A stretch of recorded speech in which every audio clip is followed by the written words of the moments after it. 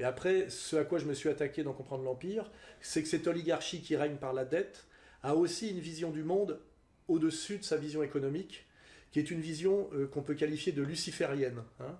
Luciférienne, ça a à voir avec les valeurs de la haute franc-maçonnerie. Alors je ne sais pas ce qu'il en est en Suède, mais en France, on peut assez vite comprendre ce que c'est que le pouvoir maçonnique, puisque c'est le pouvoir qui a détruit l'Église catholique au nom de la laïcité et qui a pris sa place. Hein.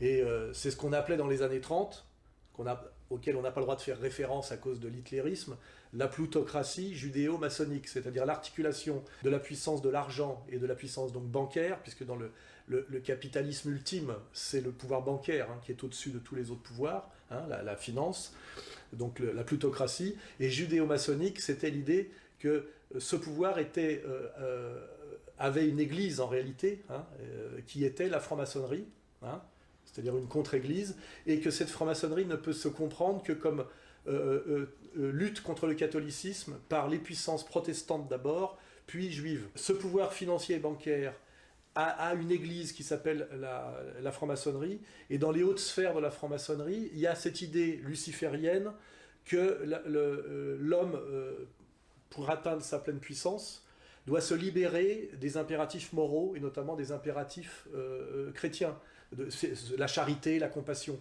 Il doit se libérer de ça. Et le symbole absolu de cette libération, et qui est même un exercice pratique, qui est un exercice presque religieux, c'est la persécution des enfants, et donc la pédophilie. Vous voyez, il y a un lien entre le haut pouvoir financier et maçonnique et la pédophilie, parce que pour que les gens de l'élite puissent accepter de prendre des mesures économiques ou politiques qui engagent la mort de centaines de milliers de gens, comme la destruction de la Libye, ou de la spéculation sur des matières premières alimentaires qui font mourir des tas et des tas de gens, il faut endurcir leur cœur, et pour ça, il faut les éloigner totalement du Christ, et pour ça, il y a cet enrôlement, on va dire, maçonnique, qui, comme exercice d'enrôlement, passe par la persécution des enfants, notamment le viol, le meurtre, etc.